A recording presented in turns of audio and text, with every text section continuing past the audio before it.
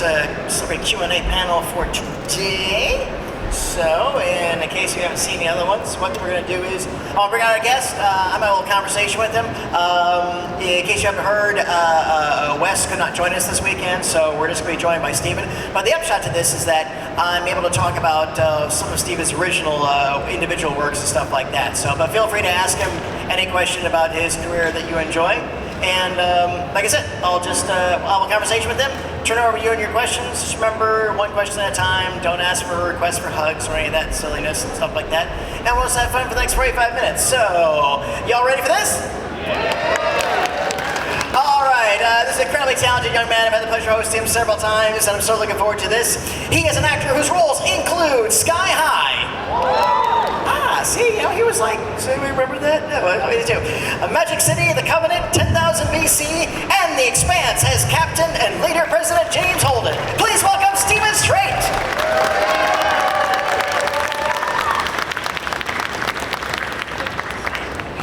They popped for Sky High. Yes, they liked it, yeah. Sky High. Oh, hi folks. Hello again. Got your usual stuff like that. Welcome to Ocala. Thank you. Happy to be here. Glad to have you here. Yeah. So we did this Jacksonville a couple years ago. Yeah. And before that, the New York show. That's right. Yeah. Fancy. But again, you're joined with Wes. But again, this gives me impetus now that I can talk to you about some of the individual stuff. So sure. Whenever I get somebody one-on-one, the first thing I ask is for the origin story. So what drew you to want to become an actor, which I believe started with modeling? No. Or was that parallel? It was parallel, and I actually started acting a little bit before that. So I was modeling as a late teenager, but I was just brought up in a very artsy neighborhood, and I grew up in the Village in New York City. And my mother is a karate teacher. That's what she did growing up, and so after school, I would bring my little sister. Nobody was taking your milk money. That's right. Yeah, she was one of the first female champs in the U.S. She had 4th degree black belt in Kempo, karate, and jiu-jitsu. So yes, badass mom. So she was teaching a self-defense class at a local gym, and I was probably 11 or 12 years old. And I'd walk my sister from school, PS3 on Christopher Street in Hudson. And we'd just wait until she was finished with her job. And all of the trainers that were looking after us were actors who were not working. So one of them had started a theater company in a client's basement in a brownstone, and asked one day if I would be the kid in a play reading. So I went. I was kind of a shy kid. I'm not a natural performer. It's something I had to learn to enjoy with stories that I care about. And I did that play reading. I really liked it, and I was just really fortunate to have been in a neighborhood that had 3 or 4 of the best acting schools in the country in it. So, Uta Hagen School was around the corner. I ended up at Stella Adler Conservatory at 13. I kind of bounced around at the Atlantic Theater Company, Strasbourg, kind of the names. And I started working as an actor doing commercials, and I was Bobby Cannavale as a young teenager in Third Watch in a flashback, and then I started modeling. I was 16, 17, 18, and then right after high school I was looking for an apartment in California. I knew it was what I wanted to do, and I booked Sky High, and it just kind of went from there. Indeed. So let's talk about Sky High, because it's one of those ones that nobody talks about it, but when one person brings it up, everybody chimes in. Everybody's like, oh, Sky High, I love Sky High. Yeah, I love that one too. It's when you gotta remind everybody of it, and everybody pops around for it. So yeah, it just looked like it was fun. It was amazing, and it was ahead of its time in many ways. It was kind of like Expendable-ish kind of. Is that the right one? The Pixar one? you know what I'm talking about? The Expendables, or no, you're thinking The Incredibles. The Incredibles. Yes. That's what I'm like. I think The Expendables is a different franchise. Yeah. Very different. So wait a minute. I was like, hold on. I don't usually. It's like say no to my guess. So actually, we blowed a lot of stuff up. It was amazing. Like it was a perfect first experience for me because I really had never been on a set that big before. And Mike Mitchell, who directed Shrek, directed Sky High. It was a very funny movie. We had half the kids in the hall, which I was like a huge fan of growing up. We had Dave Foley and Kevin McDonald, Bruce Campbell was in it. All of these amazing comedic actors, and Kurt Russell, who I grew up idolizing, with all of his movies, and they just couldn't have been. And a child actor. And a child actor. That's right. It was actually his first return to Disney. That's right. Since he was a kid. Yeah. And I really couldn't have hoped for a better experience because they were all so kind, and I would show up even on the days I wasn't shooting just to watch how it worked. They don't. There's no way to teach you that in acting school. Yeah. You're in a little like studio on Lafayette Street and whatever. But when you get there, you actually see the machinery, and it's so intimidating. And it's just you've got all of these wonderful artists who have been working forever, and but it was fascinating. And Mike was really cool about just allowing me to show up and just sit next to him as he was doing his thing. And so I just became fascinated with the entire filmmaking process. So it was an amazing experience. And it served you well in later projects to be exposed. Your first exposure that way too was like very effects laden. Yes. Very off-kilter costuming and stuff like that. That's right. Yeah, it was a good. Anybody can do a sitcom, but yeah, I mean, it definitely served me well because the first couple of movies I did, whether it was Sky High or The Covenant or 10,000 BC, very effects heavy. The acting school I went to, it actually worked out really well because the Adler technique is an imagination-based technique, and as a kid, you can understand it's really beneficial to those who don't have a lot of experience yet. You're 15 years old and you don't really have a lot to pull from. Whereas Strasbourg is very much about pulling from your own experience and using that. But when you're working with blue screen or green screen at the time, dating myself, but during something like 10,000 BC or in Sky High, when they're like, okay, you're running after woolly mammoths, and then they put up a few meter sticks, and they're like, okay, that's the eye line up there, and we're just going to work around what you do, and we're just imagine what's happening, and you're dodging the wig, and you're going to throw and it's all in your head, and there's something really, you say it and it sounds kind of nuts, but there's actually something quite liberating about that, where you can just allow your imagination to just go. And I was a kid. I mean, 10,000 BC, I was 19 years old. So it was those first couple of movies. I was still pretty much a kid, and then my imagination was still quite malleable. So it was a good time for me to get used to that, and it was a good time for me to get accustomed to leading large projects, which is a whole other skill in of itself. I was taught, and I saw with Kurt, and later with Andy Garcia on City Island. Who's been an incredible mentor for me for 20 years.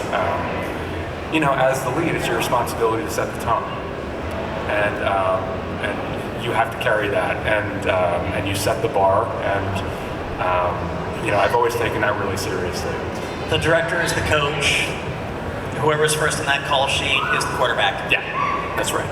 That's right, exactly. And it's incumbent upon you to put the project first. And we had that on the Expanse as well, which was a very project-first mentality. There were no divas.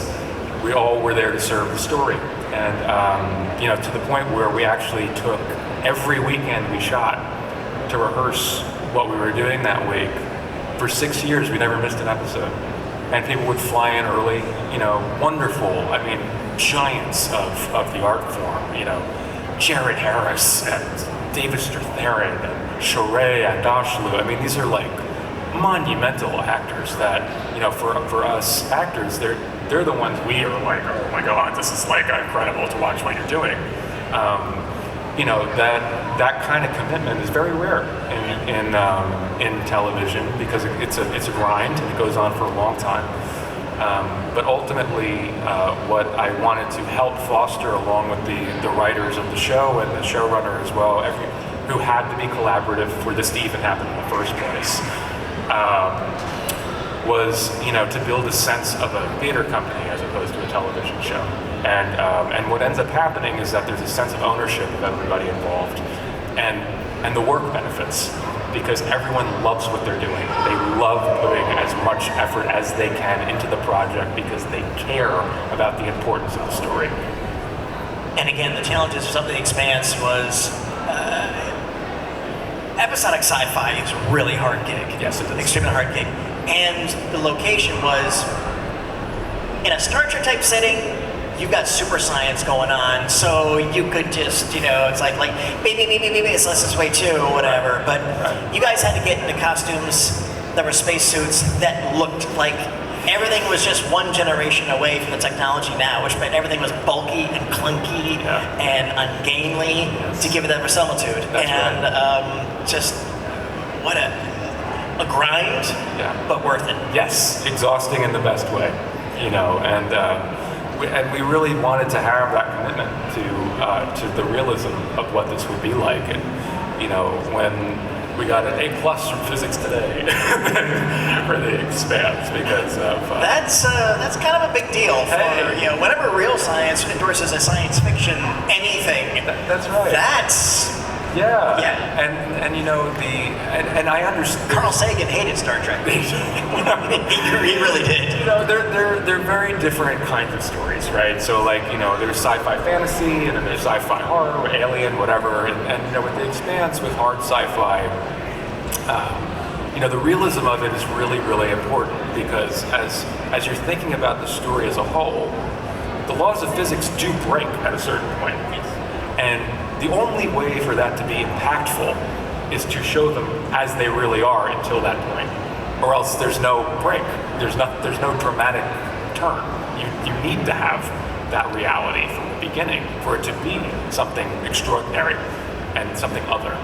And you know, with Holden, he's the link in there that does all of that. So you know, our commitment to that, and as space as almost as a character of a story in and of itself, that it's a hostile environment in and of on its own.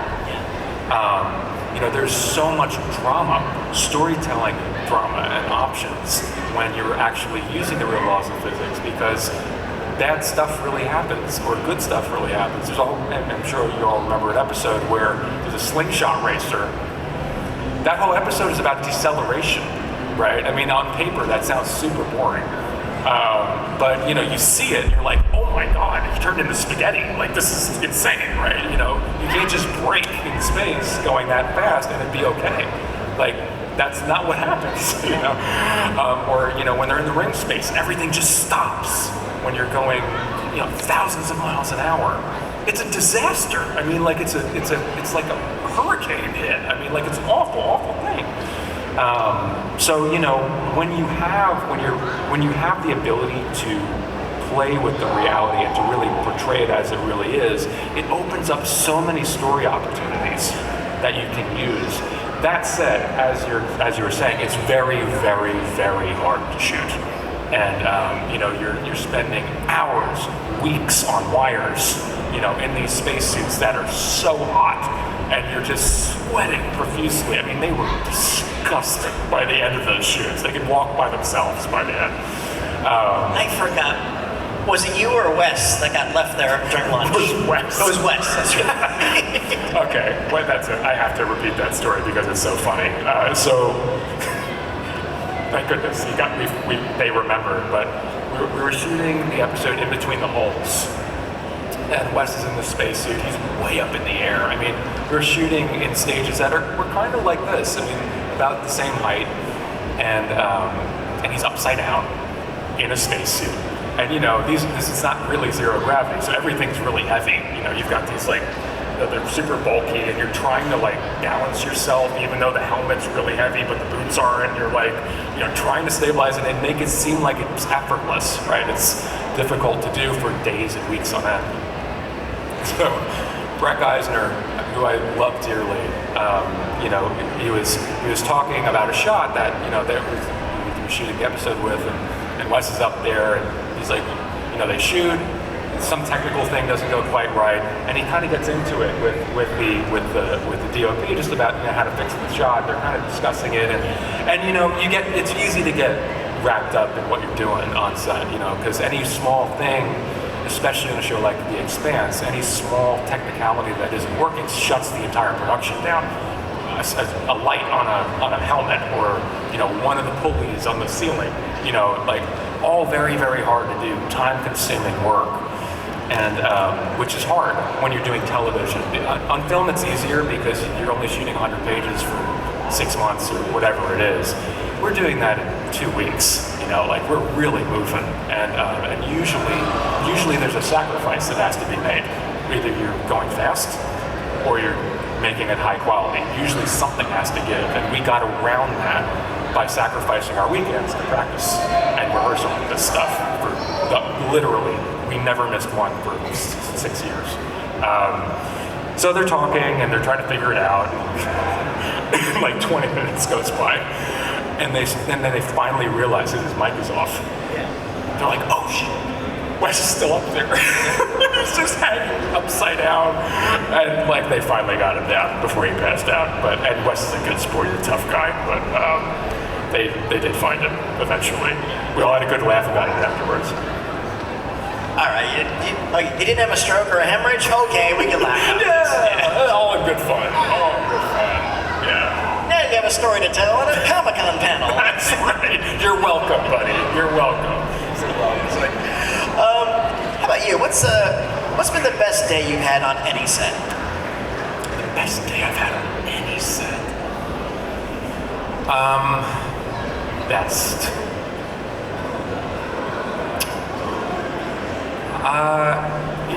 I'll tell you what the most unique day was on a set. It's hard to pick a best one, because I will say that I've been incredibly fortunate over the course of my career, which I joined the union in 2000, I guess. I was working for a couple of years before that. Every project I've done has been very different. Magic City was a period drama. The Expanse is obviously science fiction. I really enjoy doing different things on different sets. So they all have their benefits, and they have different best versions of the day. City Island changed my whole career.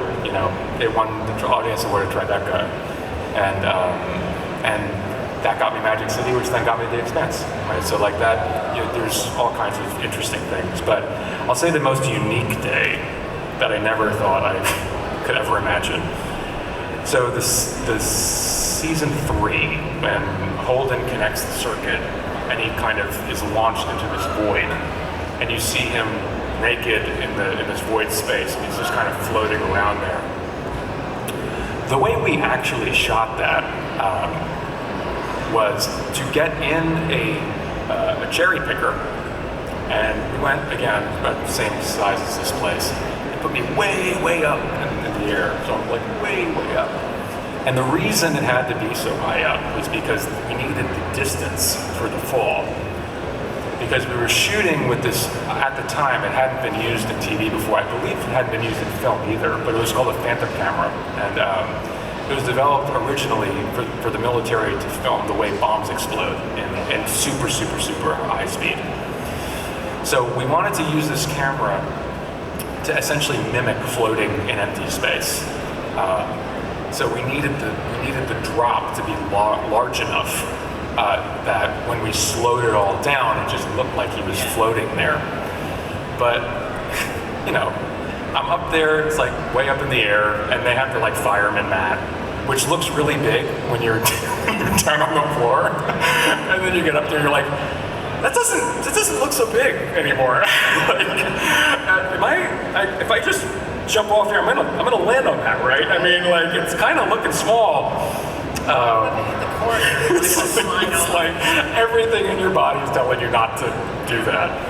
And I'm naked in front of the entire crew, right? I mean, it's like my worst nightmare from high school. I was like, and it's just like, okay, I guess we're all real close now. It's all like, so I go up, I'm there with one of our stunt guys.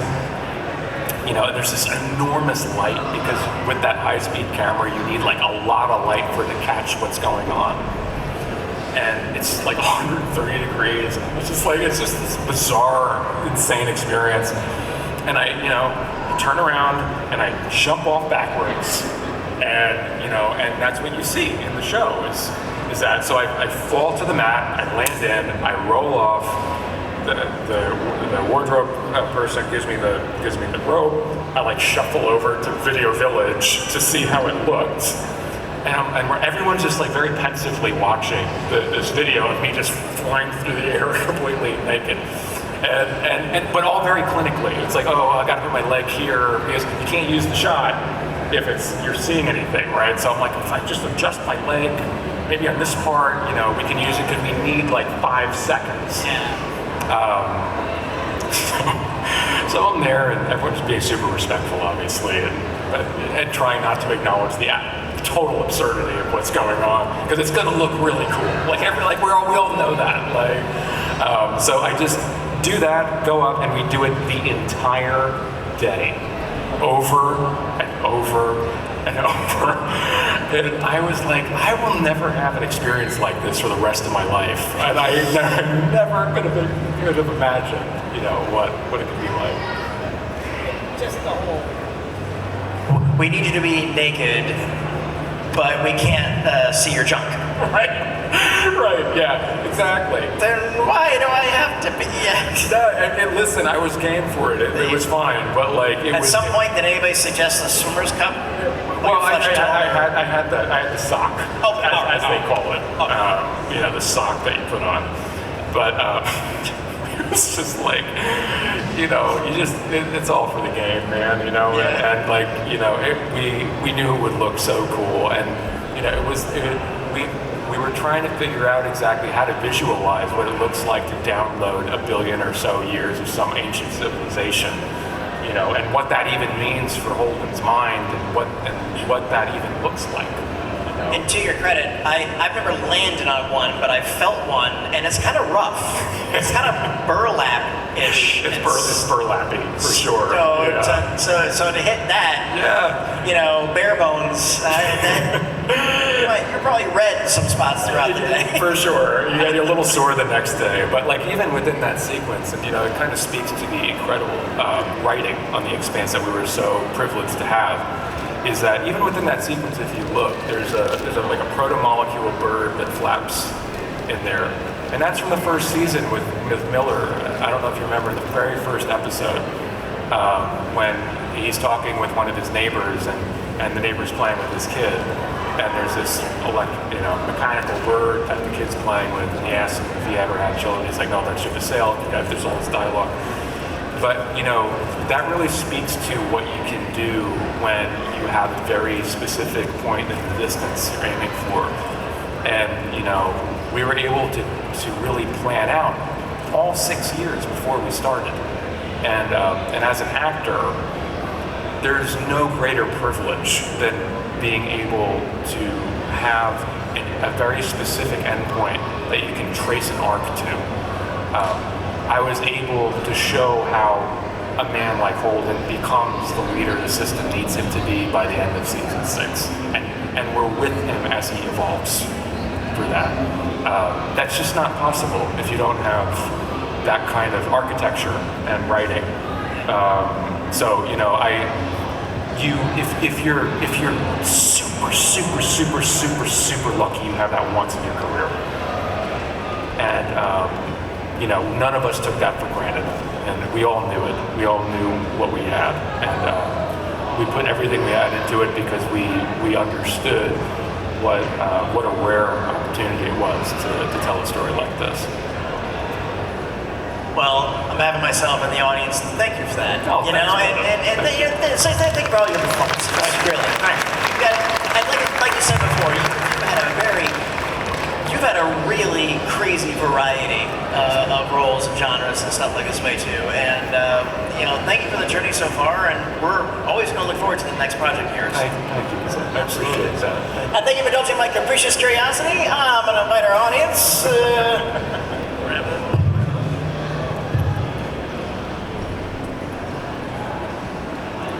My host jacket, because that's where I got the candy. All right. Who wants to go first? All right, we can do a line or do hands, and I can come to you if you want to do that. All right, let's do a line. We got enough. Come on up. And you'll go first. Okay. Hey, what's your name? Hi, my name is Dimitri. Hey, bud. Hello. I'd like to ask, what do you think of the Expanse's world building compared to other kinds of sci-fi we see? Like you mentioned horror or like fantasy. What do you like about the realism of the Expanse, other than the physics, which you already explained? The world building of the Expanse for me, I think, the power of great science fiction, and I think of any great genre stuff for me is the allegorical power that the Expanse has. And, there's very few opportunities to tell stories where everybody's the hero of their own side, of their own story. And I think, there's so much kind of underlying political and social commentary within the Expanse that's done elegantly and respectfully, and there just isn't there's very few pieces of source material that provide that in the way that the Expanse does. And I remember we were talking to NPR, and they just called us the best science fiction show in a decade, and Washington Post was like the most politically relevant show on television. And I remember them asking us whether or not we were basing it on current events, and we weren't. James S.A. Corey was writing about history and our unfortunate nature to repeat the same things over and over and over again. And they were like, so are you pulling from the local paper? And James S.A. Corey was like, no, I was writing about ancient Babylon. And it's like, it just shows you how human nature and tracks over time. And what Holden represents in the story is the breaking of that cycle, which is why he's the hero of the story. So, yeah. Great question. Thank you. Hi, what's your name? Angel. Hi, Angel. Hi. I was just wondering, what is your dream role if you could have any role out there? Wow. Depends on my day and the mood and my mood. If I had to pick one person to play, let's say that, I'd love to play Lou Reed. I grew up around the corner from him in the Village. As I said, it was a very artsy place, but that'd be amazing. I love the Velvet Underground and all of the music that came from that. Punk. I grew up at CBGB's as a kid, so that's super important to me.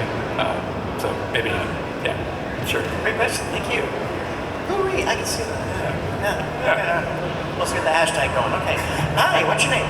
Cheryl, Hey. what's your favorite genre you've ever worked on? Ooh.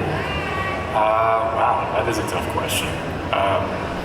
We can rephrase it as one of your favorites. One of my favorites. I'll say this: is that the Expanse has been the great joy of my career. I will say that. It's the thing I'm most proud of. It's the thing. It's the first project I ever was a producer on,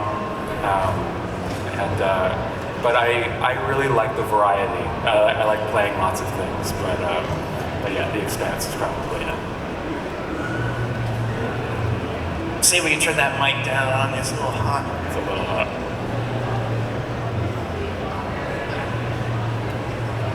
Check. So feedback. There we go. All right. Hey, what's your name? My name is Troy. It's nice to see you again. Yeah, likewise, but So what is that one moment or scene or episode in The Expanse where you look back on it and it's that is what you think of when you think of The Expanse, that is your Expanse moment? wow. As a show or as a character? Just in general. Just in general. Did you miss the part where we talked about jumping on naked? I think story-wise,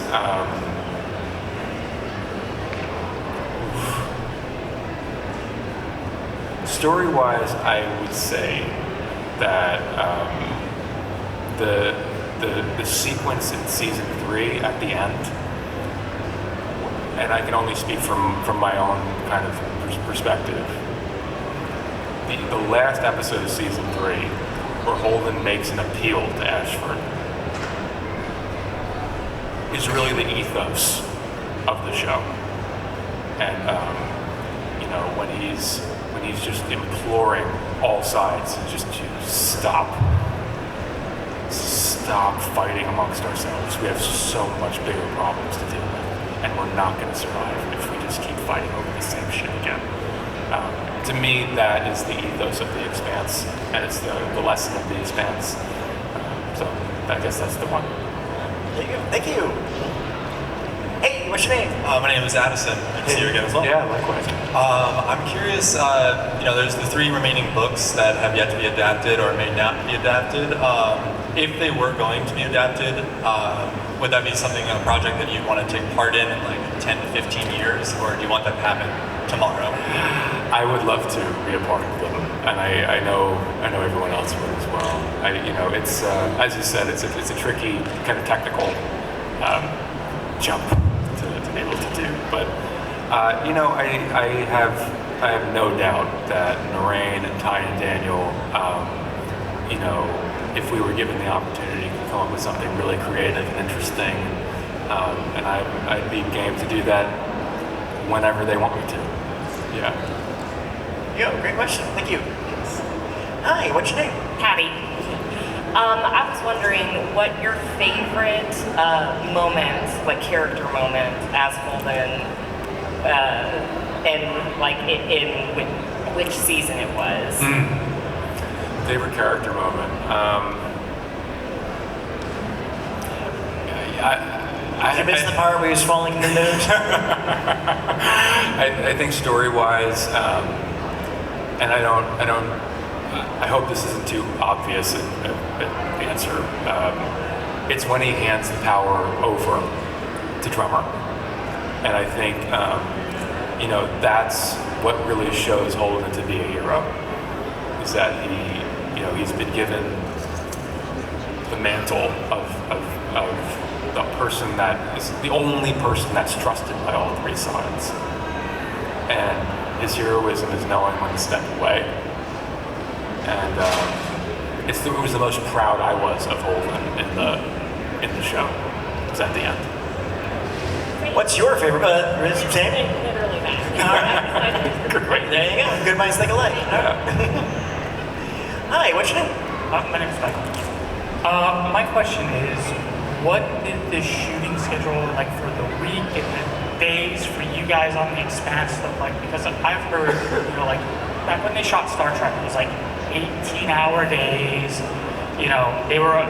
When they were doing Deep Space Nine, they were all jealous of the Babylon 5 guys because they were doing like 12-hour days, Right. 5 days a week, and that was it. But Right. it sounds like you guys were, especially with all the special effects that you guys were doing, that must have been insane. We walked longer than 12. Yeah, they were long days. I don't know what the average would be, but they were long. Like you said, it's when you have so many technical pieces. It always takes a long time, especially with the wires. And, we have these sets as well that we had 4 or 5 sound stages by the end. And, some of these sets were 3 stories high, and they were used for 1 season, and you just tear them down and make something else. But the days were long because the stuff we were shooting was really complicated. And, like I was saying before, on the weekends where we would rehearse, I think it was season 5. We'd do all our script stuff on Saturday, and then on Sunday, Jeremy Benning, our director of photography, would join, and we'd go and look at different shots. And like the end of that season is a oneer that goes on for like 5.5 minutes with there's probably 60 extras. The shootout with Amos kind of going to the rocket. That's one shot. and if you look, like, that's extraordinarily complicated to do. You know, you see it in films like Birdman or The Revenant or whatever. You don't see it on TV because you're moving too fast. There's no time to plan that kind of stuff. But we did it on the weekends, and we were able to execute on that. And Breck Eisner, the director of that episode, and really the kind of the person who always almost bookended our seasons, who's an extraordinary talent and director.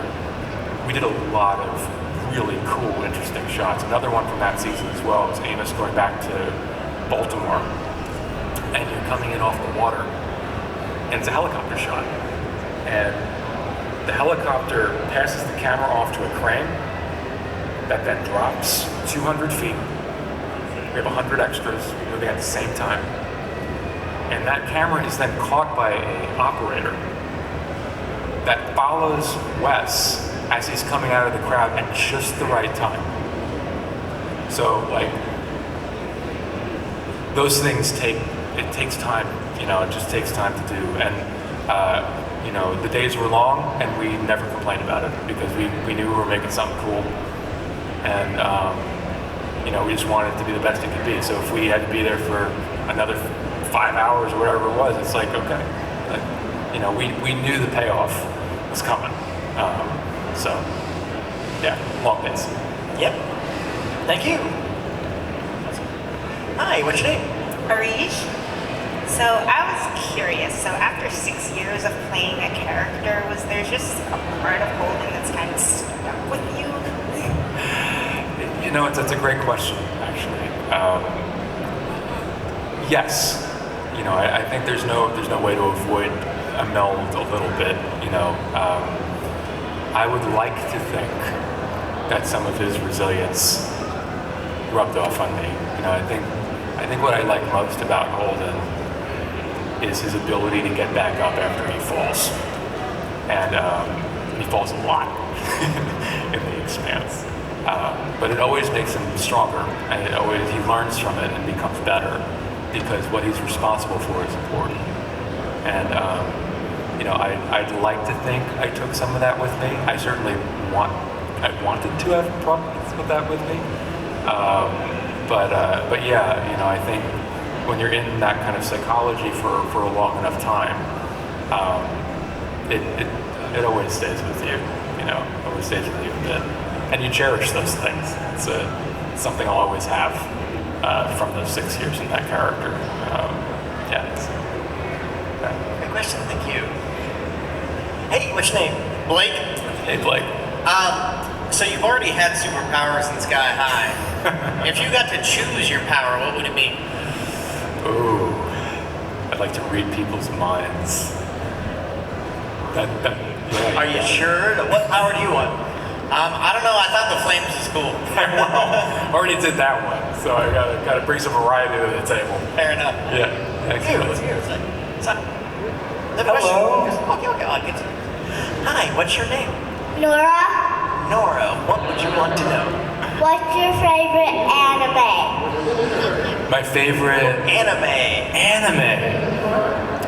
Akira. It's my favorite anime. Oh, you'll appreciate that when you get older. When you're a little bit older, you'll see. But maybe it's a heavy one. I will say this though, is that I think one of the greatest films ever made is Wall-E. Ever made. What's your favorite anime? Demon Slayer. Oh, cool. And that's why you're cosplaying. Nice. All right. Yes. Right on. Well, It's there an you go. amazing That's costume. One for you. So, okay. And what's your name? Emma. Emma. And what's your question? You said you told one, so you got another one? Yeah. What's your favorite TV show? My favorite TV show. My favorite TV show that's ever been made was a show called The Wire that came out many, many years ago. That when you're a little older, you'll appreciate. Actually, when you're a lot older. Yeah. Let's cover ourselves. Yes. What's your favorite show? TV show? Sailor Moon. Cool. Right, It's a great costume. Yes. Awesome question. Oh, absolutely. Hi, I'm Patty. I wanted to know if you had any upcoming projects you were allowed to tell us a little bit about. Sure. Yeah. right before the strike that happened a year and a half ago, I did a movie called Body Language. So that's going to come out at some point. I'm not exactly sure when. And then currently I'm on a show called Chicago Fire. So for this new season, and it's been great. It's been a lovely group of people, and having an awesome time. So yeah, that's what I've been doing, and I'm a producer as well. So I have a lot of things in development. The Expanse is my first experience with that. So and it was a lovely one, and I've been super grateful to continue that part of my career as well. You're approaching up, young man. Did you have a question? Hi, buddy. Okay, we caught us just in time, so let me bring the microphone down to you so we can hear it.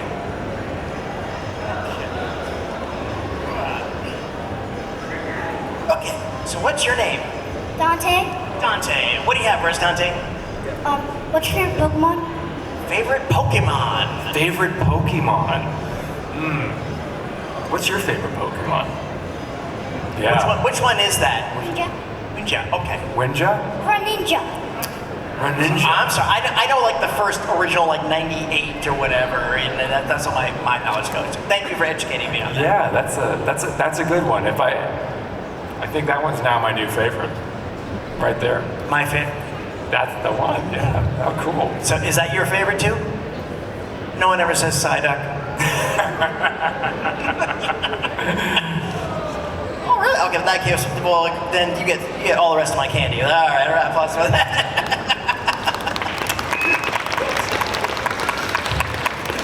All